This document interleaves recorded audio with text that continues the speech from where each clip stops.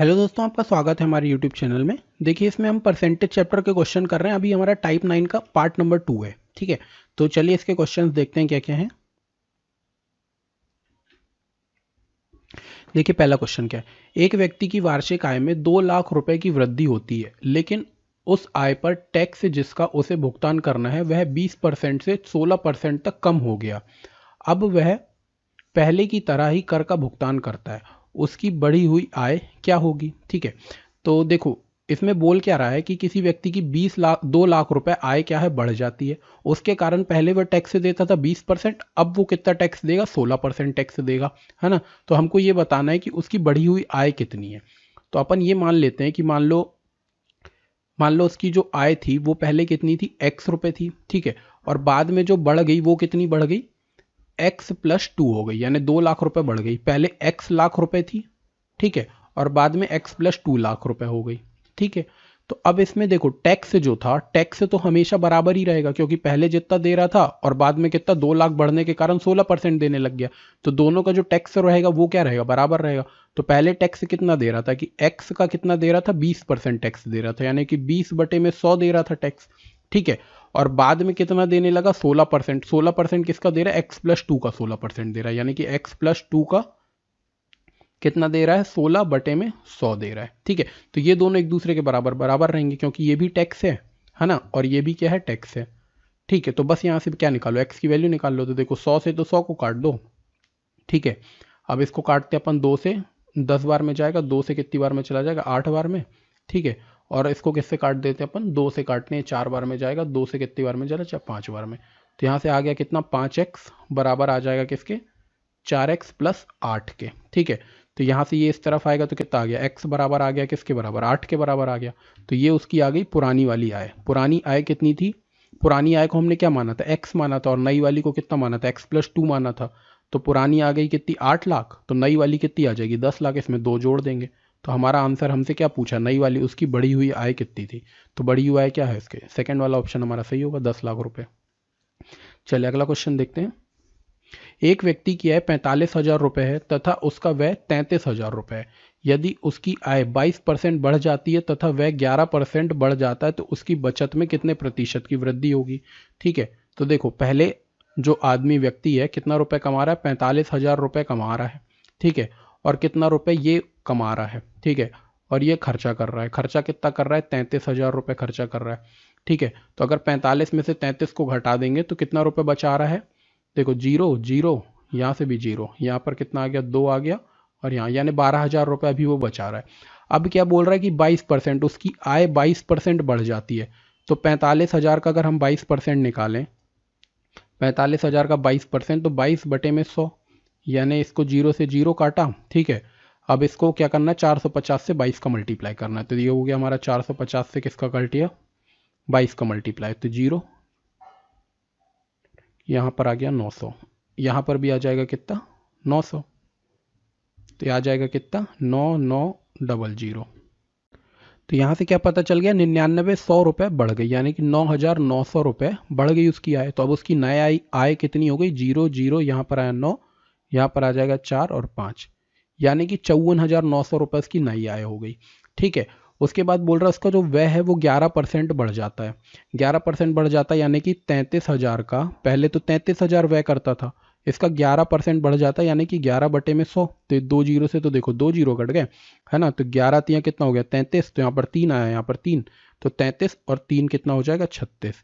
यानी कि जो उसका व्यय था वो कितना बढ़ गया, 3,630 रुपये बढ़ गया। तो 3,630 क्या करते हैं अपन, इसमें जोड़ देते हैं। तो उसका नया व्यय गया वो कितना आ गया, 3, यहाँ पर आएगा 3, यहाँ पर आ जाएगा 6, यहाँ 6 और यहाँ 3। अब देखो, 54,900 रुपये कमाने लग गया वो नया, और खर्च कितना कर रहा है, 36,630 रुपये खर्च कर रहा है।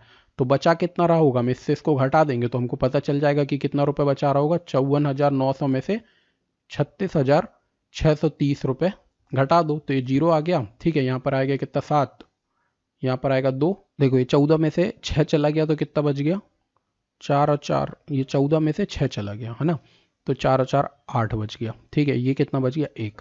यानी अब कितना रुपए बचाने लग गया, 18,270 रुपये बचाने लग गया,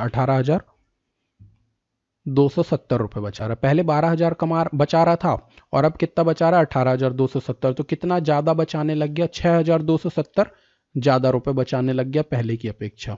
6,270 रुपये ज़्यादा बचा रहा है किससे? 12,000 से, है ना। तो 100 पे कितना? ये हमारा क्या होगा? आंसर हो जाएगा। तो देखो 1 2 3, 1 2 3। अब इसको सीधे 12 से काट दो, ठीक है, वही क्या हो जाएगा? हमारा आंसर हो जाएगा। मैं डायरेक्ट आंसर बताता हूँ। इसका आंसर आएगा 52.25, यानी कि 52.25% क्या होगा? इसका आंसर हो जाएगा। तो फोर्थ वाला ऑप्शन हमारा सही है, ठीक है। इसको ना एक दूसरे तरीके से भी कर सकते हैं कि मान लो अगर हम इसका परसेंटेज निकाल लें, क्या करें इसका, जैसे 45,000 का और 33,000 का परसेंटेज निकाल लें, है ना, और फिर परसेंटेज में काम कर दे तो भी हमारा आंसर सही आ जाएगा। देखिए नेक्स्ट क्वेश्चन देखते हैं। पी की आय क्यू की आय से 50% अधिक है तथा क्यू की आय आर की आय से 50% अधिक है, तो पी की आय आर की आय से कितने प्रतिशत अधिक है हमको ये बताना है। यानी कुल मिला के तीनों का रेशियो बताना है। जैसे ये लिखा हुआ है पी और क्यू के बारे में दिया है। पी की आय क्यू की आय से 50% अधिक है, तो ये अगर 100 है तो ये कितनी होगी? 50% अधिक, यानी 150 हो जाएगी, ठीक है। फिर बोल रहा है क्यू की आय आर की आय से, तो क्यू की आय और आर की आय का रेशियो दिया हुआ है, तो क्यू की आय आर की आय से 50% अधिक है, तो ये अगर 100 है तो ये कितनी हो जाएगी? 50% अधिक, यानी 150 हो जाएगी, ठीक है। तो यहाँ से देखो हमको रेशियो बना लेते हैं सबसे पहले। तो 50 से इसको काटते हैं सीधे 3 बार में, 50 से ये जाएगा 2 बार में, और ये भी जाएगा कितनी? 3 बार में, ये भी जाएगा कितनी बार में? 2 बार में। हमको देखो तीनों का रेशियो चाहिए, पी क्यू और आर का रेशियो चाहिए। तो पी और क्यू का हमारा कितना आया है? 3 और 2 आया है, ठीक है। क्यू और आर का कितना आया है?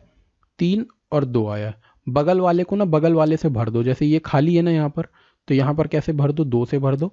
और यहाँ पर ये खाली है तो उसके आगे वाला कौन सा है? 3, उससे भर दो।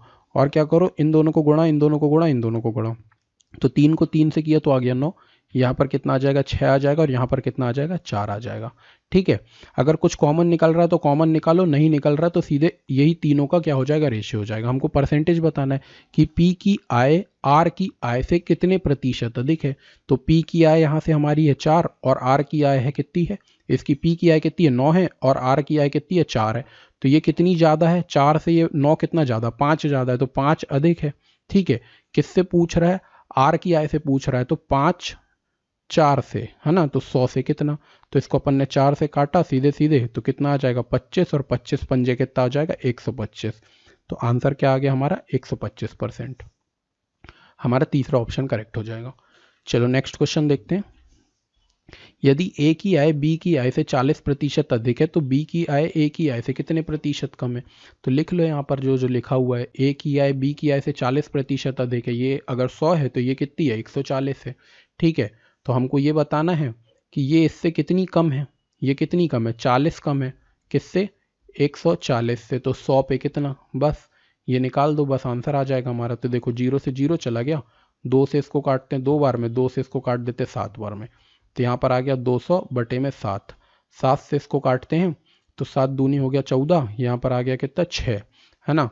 तो 8 बार में कितना चला जाएगा? 56, बचा कितना? 4/7। तो 28 सही, 4/7 हमारा क्या होगा? आंसर, यानी फोर्थ वाला ऑप्शन हमारा करेक्ट होगा। चलो अगला क्वेश्चन देखते हैं। यदि ए की आय बी की आय से 40% अधिक है तो बी की आय ए की आय से कितने प्रतिशत कम है? ये तो बिल्कुल सेम क्वेश्चन ही है, वही क्वेश्चन है ना। देखो यहाँ पर भी 40 है, 9वां और 10वां दोनों सेम क्वेश्चन ही है ना। तो इसका भी आंसर कितना आ जाएगा? इसमें क्वेश्चन थोड़ा सा अलग है ना। तो बी की आय ए की आय की कितने प्रतिशत कम है? 40% अधिक है। कर लेते हैं, ए की आय बी की आय से 40% अधिक है। अगर ये 100 है तो ये कितनी है? 140 है। तो बी की आय ए की आय से, बी की आय ए की आय से कितनी कम है? 40 कम है ना। 40 कम है, 40 कम है 140 पे, तो 100 पे कितना? ये तो है वही क्वेश्चन है, बस इसमें क्या आंसर लिखने का तरीका अलग है, मतलब इसमें पूरा काटा नहीं है ना। तो इसको काट दो, बस 2 से काटो 2 बार में, 2 से इसको काट दिया 7 बार में, तो यहाँ पर आ गया कितना? 200/7, है ना। और नहीं काटा है। इसके पहले वाले क्वेश्चन में अपन ने ज़्यादा काट दिया था, तो उसमें ऑप्शन था 28:4/7। अब यहाँ पर वो काटा नहीं है, इसके पहले वाला ही आंसर दे दिया ना, तो फोर्थ वाला ऑप्शन हमारा करेक्ट हो जाएगा, ठीक है। चलिए नेक्स्ट वीडियो में मिलते हैं इसके आगे वाले में, है ना। और आपने अभी तक हमारे चैनल को सब्सक्राइब नहीं किया तो सब्सक्राइब कर लें और शेयर करें हमारे चैनल को।